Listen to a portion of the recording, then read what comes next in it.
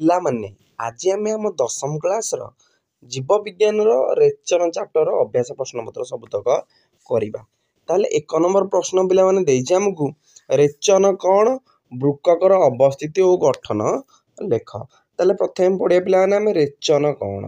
ପିଲାମାନେ ଶରୀରରେ ହେଉଥିବା ବିଭିନ୍ନ ଚୟାପଚୟ ପ୍ରକ୍ରିୟାରୁ ହେଲା ଆମର ଯେଉଁ ବର୍ଜ୍ୟବସ୍ତୁ ତା ଭିତରୁ ଯେଉଁ ବାହାରୁଛି, ଆମ ଶରୀର ସବୁବେଳେ ଚାଲିଛି ହେଲା, ବର୍ଜ୍ୟବସ୍ତୁ ଶରୀର ପାଇଁ ଅଦରକାରୀ ଓ ହାନିକାରକ ଅଟେ।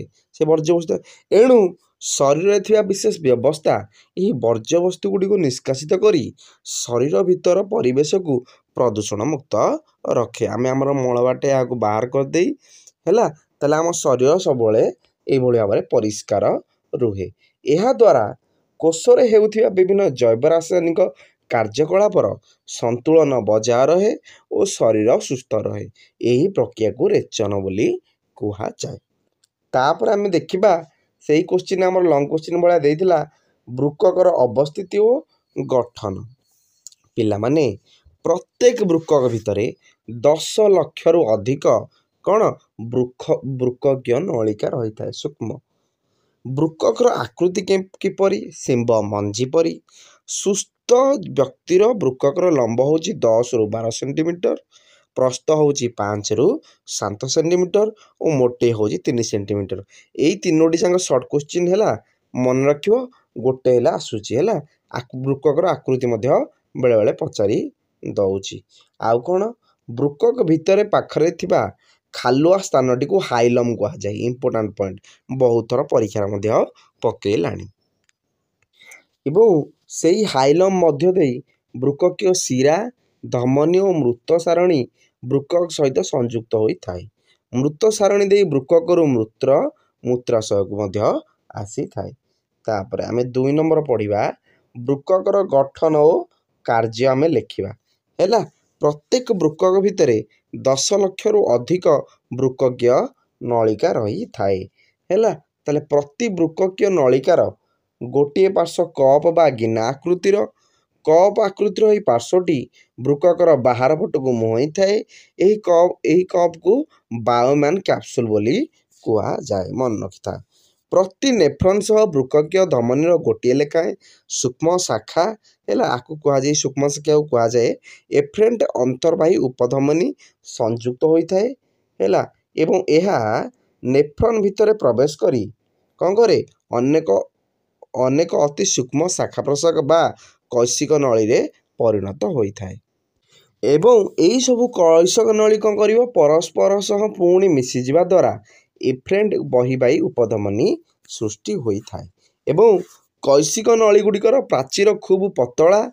ଏ ଦୁଇଟି ଉପଧମନୀ ସହ ସଂଶ୍ଳିଷ୍ଟ କୈଶିକ ନଳୀର ଏହି ଗୁଚ୍ଛକୁ କୈଶିକ ଗୁଚ୍ଛ ବା ଗ୍ଲୋମେରୁଲସ୍ କହିବା। ପରୀକ୍ଷା ପଡ଼ୁଛି ଗ୍ଲୋମେରୁଲସ୍ କାହାକୁ କୁହାଯାଏ। ଆଉ କ'ଣ ଲେଖିବା ଆମେ?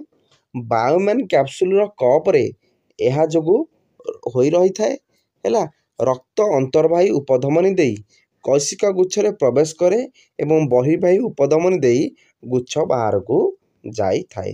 ରକ୍ତ ଛଣା କାର୍ଯ୍ୟ ପାଇଁ ଏହି ବ୍ୟବସ୍ଥା ମାଲ୍ପିଜିଆନ୍ ପିଣ୍ଡ ଗଠନ କରନ୍ତି ହେଲା। ଏବଂ ଏହା ବେଶ ଉପଯୋଗୀ ମଧ୍ୟ। ଗ୍ଲୋମେରୁଲସ୍ ଓ ବାୟୋମ୍ୟାନ୍ କ୍ୟାପସୁଲ ମିଶି ମାଲ୍ପିଜିଆନ୍ ପିଣ୍ଡ ଗଠନ କରିଥାନ୍ତି। ମନେ ରଖିଥାଅ, ମାଲ୍ପିଜିଆନ୍ ପିଣ୍ଡ କେଉଁମାନେ ଗଠନ କରନ୍ତି? ଗ୍ଲୋମେରୁଲସ୍ ଆଉ ବାୟୋମ୍ୟାନ୍ କ୍ୟାପସୁଲ ମିଶି। ବୃକକୀୟ ନଳିକା ଗୁଡ଼ିକର କେତେକ ଅଂଶ ବୃକକ ଭିତରେ ଗୁଡ଼େଇ ରହି ଶେଷ ମୁଣ୍ଡଟି ମୂତ୍ର ସଂଗ୍ରହ ନଳିକା ମଧ୍ୟରେ ପଶିଥାଏ। ମୂତ୍ର ସଂଗ୍ରହ ନଳିକା ଗୁଡ଼ିକ ଏକାଠି ହୋଇ ବୃକକ ଭିତରେ ଥିବା ଏକ ଗହ୍ୱର ଭିତରକୁ ଖୋଲିଥାନ୍ତି ଓ ଏହି ଗହ୍ୱରଟିକୁ ଗର୍ଭିଣୀ ବସ୍ତି କୁହାଯାଇଥାଏ। ବୁଝିଲା ତ? ପ୍ରତ୍ୟେକ ବୃକକର ଗୋଟିଏ ଲେଖାଏଁ ମୂତ୍ର ସାରଣୀ ବାହାରି ତଳିପେଟରେ ଥିବା ମୂତ୍ରାଶୟ ଭିତରେ ପଶିଥାଏ। ତାପରେ ଆମକୁ 3 ନମ୍ବର ସେଇ ଲଙ୍ଗ କୋଶ୍ଚିନ୍ ଦେଇଛି ଆଉ ଗୋଟେ, ଉଦ୍ଭିଦର ରେଚନ ଏକ ବିବରଣୀ ଦିଅ। ଉଦ୍ଭିଦର ହେଲା। ତାହେଲେ ତାଙ୍କର ସେମିତି ପିଲାମାନେ ସ୍ୱତନ୍ତ୍ର ଅଙ୍ଗ ରେଚନ ଅଙ୍ଗ ନଥାଏ। ସେମିତି ମଧ୍ୟ ତାଙ୍କର ଚୟାପଚୟ ପ୍ରକ୍ରିୟାରେ ଜାତ ବିଭିନ୍ନ ଉପଜାତ ପଦାର୍ଥ ଉଦ୍ଭିଦର କେତେକ ବିଶେଷ ଅଂଶରେ ଗଚ୍ଛିତ ହୋଇ ରହେ ହେଲା। ଯେମିତି ଖଇର, ଝୁଣା, ଅଠା, କ୍ଷୀର ଏହାର କେତୋଟି ଉଦାହରଣ ଅଟେ ହେଲା। ଦେଖିଥିବ ପିଲାମାନେ ତେନ୍ତୁଳିରେ ଥିବା ଟାଟାରିକ ଅମ୍ଳ, ଲେମ୍ବୁରେ ଥିବା ସାଇଟ୍ରିକ ଅମ୍ଳ, ସିନା ଗଛରେ ଥିବା କୁଇନାଇନ୍ ଓ ତମାଖୁ ପତ୍ରରେ ଥିବା ନିକୋଟିନ୍ ପରି ଉପକ୍ଷାର ଏହିପରି କିଛି ଉତ୍ପାଦର ଉଦାହରଣ ଅଟନ୍ତି। ପିଲାମାନେ ଦେଖିଥିବ ଚାଖୁଣ୍ଡା ଗଛରେ ଦେଖିବ କିଛି ଲାଗିଥିବ ସେଇରା ହେଲା ତା କ'ଣ ଏଇଟା କାଣ୍ଡରେ ଏଗୁଡ଼ିକ ଆମର ଉପକାରରେ ଆସେ ହେଲା। ଏହି ଅଦରକାରୀ ପଦାର୍ଥ ଗୁଡ଼ିକ ଯୋଗୁଁ ଉଦ୍ଭିଦର କ୍ଷତି ମଧ୍ୟ ହୋଇନଥାଏ। ଉଦ୍ଭିଦରେ ଷ୍ଟୋମାଟା ଶ୍ୱାସକ୍ରିୟା ସମ୍ପାଦନ କରିବା ସହିତ ଏକ ରେଚନ ଅଙ୍ଗ ଭଳି କାର୍ଯ୍ୟ କରିଥାଏ ଏବଂ ଉଦ୍ଭିଦରେ ଶରୀରରେ ଥିବା ବଳକା ପାଣି ଏଇଟା ପିଲାମାନେ ଉତ୍ସେଦନ ହେଲା ଉତ୍ସେଦନ ପ୍ରକ୍ରିୟାରେ ବାହାରି ଯାଇଥାଏ। ପରୀକ୍ଷାରେ ପଡ଼ୁଛି ବଳକା ପାଣି କେଉଁ ପ୍ରକ୍ରିୟାରେ ବାହାରି ଯାଇଥାଏ? ଉତ୍ସେଦନ ପ୍ରକ୍ରିୟାରେ। ଅନେକ ଉଦ୍ଭିଦରେ ବର୍ଜ୍ୟବସ୍ତୁ ଗୁଡ଼ିକ କୋଷ ମଧ୍ୟସ୍ଥ ରସଧାନୀରେ ସଂଗୃହୀତ ହୋଇ ରହିଥାଏ। ସ୍ଥଳ ବିଶେଷରେ ସେଗୁଡ଼ିକ ମଧ୍ୟ ପତ୍ରରେ ସଂଗୃହୀତ ହୁଏ ଓ ପରେ ବର୍ଜ୍ୟବସ୍ତୁ ଭରା ପତ୍ର ଶୁଖି ଝଡ଼ି ପଡ଼େ। ରେଜିନ୍ ଟାନିନ୍ ପରି ବର୍ଜ୍ୟବସ୍ତୁ ଗୁଡ଼ିକ ପରିପକ୍ୱ ଜାଇଲେମରେ ମଧ୍ୟ ସଂଗୃହୀତ ହୋଇଥାଏ। ତାପରେ 4 ନମ୍ବର ଆମେ ପଢ଼ିବା ଶରୀରରେ ଚୟାପଚୟ ପ୍ରକ୍ରିୟାରୁ ଜାତ ହେଉଥିବା ବର୍ଜ୍ୟବସ୍ତୁ ଗୁଡ଼ିକର ନାମ ଲେଖ। ମେରୁଦଣ୍ଡୀ ପ୍ରାଣୀମାନଙ୍କର ଏହା କେଉଁ ଉପାଦାନରେ ପରିଣତ ହୋଇ ଶରୀରରୁ ନିଷ୍କାସିତ ହୋଇଥାଏ? ମେରୁଦଣ୍ଡୀ ପ୍ରାଣୀ ମାନେ ଆମର ମେରୁ ଅଛି ତାହେଲେ ଆମେ ହେଉଛନ୍ତି ମେରୁଦଣ୍ଡୀ ପ୍ରାଣୀ। ପିଲାମାନେ ଶରୀରରେ ଚୟାପଚୟ ପ୍ରକ୍ରିୟାରୁ ଜାତ ହେଉଥିବା ବର୍ଜ୍ୟବସ୍ତୁ ଗୁଡ଼ିକ ହେଉଛି ଆମୋନିଆ, ୟୁରିକ୍ ଓ ୟୁରିକ୍ ଅମ୍ଳ ଓ କାର୍ବନ ଡାଇଅକ୍ସାଇଡ୍ ଅଙ୍ଗାରକାମ୍ଳ। ମେରୁଦଣ୍ଡୀ ପ୍ରାଣୀମାନଙ୍କର ଯକୃତରେ ଏମୋନିଆ ସହ ଅଙ୍ଗାରକାମ୍ଳ ରାସାୟନିକ ସଂଯୋଗ ହୋଇ ୟୁରିଆ ଉତ୍ପନ୍ନ ହୋଇଥାଏ। ୟୁରିଆ ଫର୍ମୁଲା ପିଲାମାନେ ମନେ ରଖିବ NH2CO NH2 ହେଲା। ଏହା ଜଳରେ ଦ୍ରବଣୀୟ ତେଣୁ ରକ୍ତରେ ମିଶି ଏହା ବୃକକରେ ପହଞ୍ଚିଥାଏ। ବୃକକରେ ରକ୍ତରୁ ୟୁରିଆ ଅଲଗା ହୁଏ ଓ ଜଳରେ ଦ୍ରବୀଭୂତ ହୋଇ ମୂତ୍ର ଏହିପରି ଭାବରେ ଶରୀରରୁ ବାହାରକୁ ଆସିଥାଏ। 5 ନମ୍ବର ପିଲାମାନେ ଆମକୁ ଦେଇଛି ମଣିଷର ରେଚନ ତନ୍ତ୍ରର ଏକ ନାମାଙ୍କନ ଚିତ୍ର ଅଙ୍କନ କର। ତାହେଲେ ଦେଖ ପିଲାମାନେ ହେଲା ଏଇଟା ହେଲା ମଣିଷର ରେଚନ ତନ୍ତ୍ର ହେଲା। ପରୀକ୍ଷାରେ ମଧ୍ୟ 3 ମାର୍କର ଆସିବ ଚିତ୍ର ହେଲା। ଯେଉଁ SCB ଗୋଟେ ଆସିବ କେଉଁଥିରୁ ଯେଉଁ ଚାପ୍ଟର ଅଛି ଆମର ପ୍ରାୟ ଆସେ ଆଉ SCB ବେଶୀ ଆସେନି SCL ଆସେ ହେଲା। SCBରୁ ଚିତ୍ର ଆସେନି ଇଏ ଆସିବ ଯେଉଁ ଆମର କନକେଭ୍ କନଭେକ୍ସ ଲେନ୍ସରୁ ଗୋଟେ ଆସିବ ବୁଝିହେଲା। 6 ନମ୍ବର ଆମର ପୁଣି ଚିତ୍ର ବୃକକର ଅନୁଦୈର୍ଘ୍ୟକ ଛେଦନର ଏକ ନାମାଙ୍କନ ଚିତ୍ର ଅଙ୍କନ କର ହେଲା। ଏଇଟା ହେଲା ଆମର ଦେଖ ବୃକକର ଅନୁଦୈର୍ଘ୍ୟିକ ଛେଦନର ନାମାଙ୍କନ ଚିତ୍ର ବୁଝିହେଲା ଏଇଭଳି ଭାବରେ ହେଲା। ଏଇଟା ହେଲା ଆମର ଖାଲୁଆ ସ୍ତନ ହାଇଲମ୍। ତାପରେ ଆମକୁ ଦେଇଛି ଚିତ୍ର ସହ ଗ୍ଲୁମେରୁଲସର ଗଠନ ମଧ୍ୟ ବର୍ଣ୍ଣନା କର। ପିଲାମାନେ ପ୍ରତ୍ୟେକ ବୃକକ ଭିତରେ 10 ଲକ୍ଷରୁ ଅଧିକ ସୂକ୍ଷ୍ମ ବୃକକୀୟ ନଳିକା ରହିଥାଏ ବୁଝିହେଲା।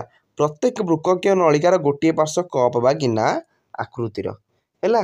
କପ୍ ଆକୃତିର ପାର୍ଶ୍ୱଟି ବୃକକର ବାହାର ପଟକୁ ମୁହଁ କରି ରହିଥାଏ। ଏହି କପ୍ସକୁ ଆମେ ବାୟମାନ କ୍ୟାପସୁଲ ବୋଲି କହିବା। ପ୍ରତ୍ୟେକ ନେଫ୍ରନ୍ ସହ ଏଫ୍ରଣ୍ଟ ଅନ୍ତର୍ବାହିତ ଉପଧମନୀ ସଂଯୁକ୍ତ ହୋଇ ରହିଥାଏ। ଏହି ନେଫ୍ରନ୍ ଭିତରେ ପ୍ରବେଶ କରି ଏହା କୈଶିକ ନଳୀରେ ପରିଣତ ହୋଇଥାଏ। ଏହିସବୁ କୈଶିକ ନଳୀ ପୁନଃ ମିଳିତ ହୋଇ ଏଫ୍ରେଣ୍ଟ ବହିବାହୀ ଉପଧମନୀ ସୃଷ୍ଟି ହୋଇଥାଏ। ଏହି ଦୁଇଟି ଉପଧମନୀ ସହିତ ସଂଶ୍ଳିଷ୍ଟ କୈଶିକ ନଳୀର ହେଲା। ପିଲାମାନେ ଆମକୁ ଚିତ୍ର ସହ ଦେଇ କରିଯାଇଛି ସେଇଟା ସେତିକି ଥିଲା ହେଲା। ଚିତ୍ରଟା ଏଇଠି ହେଲା ନେଫ୍ରନ୍ ଅଂଶ ମାଲପିଜିଆନ୍ ପିଣ୍ଡ। 8 ନମ୍ବର ଆମର 2 ମାର୍କିଆ ବୃକକ କିପରି ଶରୀରର ଅନ୍ତଃ ପରିବେଶ ବଜାୟ ରଖିଥାଏ ହେଲା। ପରିଶ୍ରବଣ, ପୁନଃଶୋଷଣ, କ୍ଷରଣ ଏବଂ ନିଷ୍କାସନ ଏହି 4ଟି ପ୍ରକ୍ରିୟା ମାଧ୍ୟମରେ ବୃକକ ଶରୀର ଅନ୍ତଃ ପରିବେଶରେ ସନ୍ତୁଳନ ବଜାୟ ରଖିଥାଏ। ଖରେ ଆମକୁ ରେଚନ ତନ୍ତ୍ର କାହାକୁ କୁହାଯାଏ? ପଢ଼ିଛେ ଆମରୁ ଶରୀରରେ ହେଉଥିବା ବିଭିନ୍ନ ଚୟାପଚୟ ପ୍ରକ୍ରିୟାରୁ ସୃଷ୍ଟି ହେଉଥିବା ବର୍ଜ୍ୟବସ୍ତୁ ଶରୀର ପାଇଁ ଅଦରକାରୀ ଓ ହାନିକାରକ ଅଟେ। ଶରୀରରେ ଥିବା ବିଶେଷ ବ୍ୟବସ୍ଥା ଦ୍ୱାରା ବର୍ଜ୍ୟବସ୍ତୁ ଗୁଡ଼ିକ ନିଷ୍କାସିତ ହୁଏ ଓ ଶରୀର ଭିତର ପରିବେଶ ସଫା ରହେ। ଯେଉଁ ଅଙ୍ଗମାନଙ୍କ ସହାୟତାରେ ଏହି କାର୍ଯ୍ୟ ସମ୍ପାଦିତ ହୋଇଥାଏ ତାହାକୁ ରେଚନ କୁହାଯାଏ। ମନୁଷ୍ୟର ରେଚନ ତନ୍ତ୍ର ବୃକକ, ମୂତ୍ରସାରଣୀ ଓ ମୂତ୍ରାଶୟ ଇତ୍ୟାଦିକୁ ନେଇ ଗଠିତ। ତାପରେ ଗରେ ମେରୁଦଣ୍ଡୀ ପ୍ରାଣୀମାନଙ୍କର ୟୁରିଆ କେଉଁଠି ତିଆରି ହୁଏ? ମଣିଷର ମୁଖ୍ୟ ରେଚନ ଅଙ୍ଗ ଗୁଡ଼ିକର ନାମ ଲେଖ। ଏବେ ପଢ଼ିଥିଲେ ୟୁରିଆ ବିଷୟରେ ହେଲା। କେଉଁଠି ଏମୋନିଆ ସହ ଅଙ୍ଗାରକାମ୍ଳ ମିଶିକି ଆମୋନିଆ ଫର୍ମୁଲା କହିଦେଇଥିଲି NH2CO NH2 ହେଲା। ୟୁରିଆ ଉତ୍ପନ୍ନ ହୁଏ ଆମୋନିଆ ସହିତ ଅଙ୍ଗାରକାମ୍ଳ। ମନୁଷ୍ୟର ମୁଖ୍ୟ ରେଚନ ଅଙ୍ଗ ହେଉଛି ବୃକକ ଆଉ ଚର୍ମ। ତାପରେ ଘରେ ସୁସ୍ଥ ବ୍ୟକ୍ତିର ମୂତ୍ର ଈଷତ ହଳଦିଆ କାହିଁକି? ମୂତ୍ରରେ କେଉଁ ଉପାଦାନ ଥିଲେ ବ୍ୟକ୍ତି ଅସୁସ୍ଥ ବୋଲି ଜଣାପଡ଼ିଥାଏ ହେଲା। ମୂତ୍ରରେ ୟୁରୋକ୍ରୋମ ନାମକ ବର୍ଷା କଣ ଥିବା ହେତୁ ଜଣେ ସୁସ୍ଥ ବ୍ୟକ୍ତିର ପରିସ୍ରା ରଙ୍ଗ ଈଷତ ହଳଦିଆ ହୋଇଥାଏ। ମୂତ୍ରରେ ନିମ୍ନଲିଖ ଉପାଦାନ ରହିଲେ ବ୍ୟକ୍ତି ଅସୁସ୍ଥ ବୋଲି ଜଣାପଡ଼େ, ଯଥା ଗ୍ଲୁକୋଜ, ପ୍ରୋଟିନ୍ ଓ ରକ୍ତ କଣିକା। ତାପରେ 9 ନମ୍ବର ଆମେ ଗୋଟିଏ ଶବ୍ଦରେ ଉତ୍ତର ଲେଖିବା। ଶିଖାକୋଷ କେଉଁ ପ୍ରକାର କୃମିମାନଙ୍କର ରେଚନ ଅଙ୍ଗ ଭାବରେ କାର୍ଯ୍ୟ କରେ? ସେ ହେଲା ଚେପ୍ଟା କୃମି। ତାପରେ ଖରେ ମଣିଷର କେଉଁଠାରେ ଏମୋନିଆ ୟୁରିଆରେ ପରିଣତ ହୁଏ? ସେ ହେଲା ଯକୃତରେ। ଗରେ ବୃକକରୁ ନିଃସୃତ କେଉଁ ହରମୋନ ଲୋହିତ ରକ୍ତ କଣିକା ତିଆରି କରିବାରେ ସାହାଯ୍ୟ କରିଥାଏ? ସେ ହେଲା ଏରିଥ୍ରୋପୋଏଟିନ୍ ହରମୋନ। ଘରେ ତେନ୍ତୁଳିରେ କେଉଁ ଅମ୍ଳ ଥାଏ? ତେନ୍ତୁଳିରେ ଗାର୍ଟର ଅମ୍ଳ ଥାଏ। ତାପରେ ରେ ଜିଆ ଓ ଜୋକ ଗୁଡ଼ିକର କେଉଁଟି ରେଚନ ଅଙ୍ଗ ଭାବରେ କାର୍ଯ୍ୟ କରେ? ସେ ହେଲା ନେଫ୍ରିଡ଼ିଆ। ପରୀକ୍ଷାରେ ବହୁତ ଥର ଆସିଛି, ମନେ ରଖିବ। ଜିଆ ଆଉ ଜୋକମାନଙ୍କର ରେଚନ ଅଙ୍ଗ ହେଉଛି ନେଫ୍ରିଡ଼ିଆ। ତାପରେ 10 ନମ୍ବର ଆମର ସର୍ଟ କୋଶ୍ଚିନ୍ ପୁରା ହେଲା। ବୃହଙ୍ଗ ଓ ସରୀସୃପ ଏମୋନିଆ ଡ୍ୟାସରେ ପରିଣତ କରି ଶରୀରକୁ ନିଷ୍କାସିତ କରନ୍ତି? ହେଲା ଏଇଟା ହେଲା ୟୁରିକ ଅମ୍ଳ। ତମ ପାଇଁ ଆନ୍ସର ମୁଁ ତଳେ ଲେଖିଦେଇଛି ହେଲା, ଯିଏ ଆନ୍ସର ଲେଖିବ ଲେଖିପାରିବ ହେଲା, ୟୁରିକ ଅମ୍ଳ। ତାପରେ ଖରେ ଆମକୁ ଦେଇଛି ହେଲା, ବୃକକରେ ଥିବା ଅତି ସୂକ୍ଷ୍ମ ନଳିକା ଗୁଡ଼ିକୁ କ'ଣ କହିବା? ଏବେ ବୃକକୀୟ ନଳିକା କହିବା ହେଲା। ଖରେ କ'ଣ? ବୃକକୀୟ ନଳିକା କହିବା। ଗରେ ହେଲା, ଏଇଟା 61 ହେଇଯାଇଛି। ମାଲପିଜିଆନ ନଳିକା ଡ୍ୟାସର ରେଚନ ଅଙ୍ଗ ରୂପେ କାର୍ଯ୍ୟ କରେ? ଏଇଟା କାହାର? ଏଇଟା ଆମର ଝିଣ୍ଟିକାର ହେଲା। ତାପରେ ଘରେ ଜଳଚର ପ୍ରାଣୀମାନଙ୍କର ଉତ୍ପନ୍ନ ହେଉଥିବା ଏମୋନିଆକୁ ଡ୍ୟାସ କ୍ରିୟା ଦ୍ୱାରା ଶରୀରରୁ ନିଷ୍କାସିତ ହୁଏ? ଇଏ ହେଲା ଆମର, ଏଇଟା ହେବ ଏଇଟା ବିସରଣ ହେଲା, ବିସରଣ। ତାପରେ ତମାଖୁ ପତ୍ରରେ ଥିବା ନିକୋଟିନ୍ ଏକ ଉପକ୍ଷାର, ଏଇଟା ଉପକ୍ଷାର। ପରିପୋକ ଜାଇଲେମରେ ରେଜିନ୍ ଓ ଡ୍ୟାସ ପରି ବର୍ଜ୍ୟବସ୍ତୁ ସଂଗୃହୀତ ହୋଇକି ରହିଥାଏ, ସେ ହେଲା ଟାନିନ୍ ହେଲା। ସବୁ ତ ଆନ୍ସର। 11 ନମ୍ବର ଆମର ଭୁଲ ଥିଲେ ଆମେ ଠିକ୍ କରିବା ଯେଉଁଠି ଭୁଲ ଅଛି। ଶରୀରରେ ପୃଷ୍ଟିସାର ଚୟାପଚୟ ଫଳରେ ଗ୍ଲିସେରିନ୍ ନିର୍ଗତ ହୁଏ? ନାହିଁ, ଏଇଟା ହେଲା ଆମର ୟୁରିକ୍ ଏସିଡ୍ ହେଲା। ତାପରେ ତଳେ ମଧ୍ୟ ପୁରା ବାକ୍ୟ ଲେଖିଦେଇଛି ହେଲା। ଶରୀରରେ ପୁଷ୍ଟିସାର ଚୟାପଚୟ ଫଳରେ ୟୁରିଆ ୟୁରିକ୍ ଅମ୍ଳ ନିର୍ଗତ ହୋଇଥାଏ, ନା କି ଗ୍ଲିସେରିନ୍ ନିର୍ଗତ ହୁଏ। ଖରେ ଜଳଚର ପ୍ରାଣୀଙ୍କ ଶରୀରରୁ ଉତ୍ପନ୍ନ ଏମୋନିଆ ହେଲା, ଏଇଟା ୟୁରିକ୍ ଏସିଡ୍ ନୁହଁ, ଏଇଟା ଉତ୍ପନ୍ନ ଏମୋନିଆ ବିସରଣ ପ୍ରକ୍ରିୟା ଦ୍ୱାରା ସିଧାସଳଖ ଜଳୀୟ ପରିବେଶକୁ ନିଷ୍କାସିତ ହୋଇଥାଏ। ତାପରେ ଗରେ ଏମିବା ପରି ଏକକୋଷୀ ପ୍ରାଣୀମାନଙ୍କର ରେଚନ ପ୍ରକ୍ରିୟା ଏଇଟା ପିଲାମାନେ ରେଚନ ପ୍ରକ୍ରିୟାଟା ନେଫ୍ରିଡ଼ିଆନ ସଂକୋଚିକି ଧାନି ଦ୍ୱାରା ସମ୍ପାଦିତ ହୋଇଥାଏ। ଘରେ ମଣିଷର ମଧ୍ୟଛନ୍ଦାର ଠିକ୍ ଉପରକୁ ଉଦର ଗହ୍ୱର ଭିତରେ 2ଟି ବୃକକ ରହିଛି ହେଲା। ଠିକ୍ ମଧ୍ୟଛନ୍ଦାର ଠିକ୍ ତଳକୁ ଉଦର ଗହ୍ୱର ଭିତରେ 2ଟି, ଠିକ୍ ତଳକୁ ହେଲା। ମଧ୍ୟଛନ୍ଦାର ଠିକ୍ ଉପରକୁ ନୁହଁ, ଠିକ୍ ତଳକୁ ଉଦର ଗହ୍ୱର ଭିତରେ ବୃକକ ରହିଛି। ତାପରେ ସିନା ଗଛର ନିକୋଟିନ୍ ପରି ଉପକ୍ଷାର ରହିଥାଏ। ଏଟା ସିନା ଗଛର କୁଇନାଇନ୍, ନିକୋଟିନ୍ ନୁହଁ, କୁଇନାଇନ୍ ପରି ଉପକ୍ଷାର ଅଛି ହେଲା। ସମ୍ପୂର୍ଣ୍ଣ ବିଷୟ ସରିଗଲା। ଭିଡ଼ିଓକୁ ଭଲ ଲାଗିଲେ ସାଙ୍ଗମାନଙ୍କ ପାଖକୁ ସେୟାର କରିଦେବ।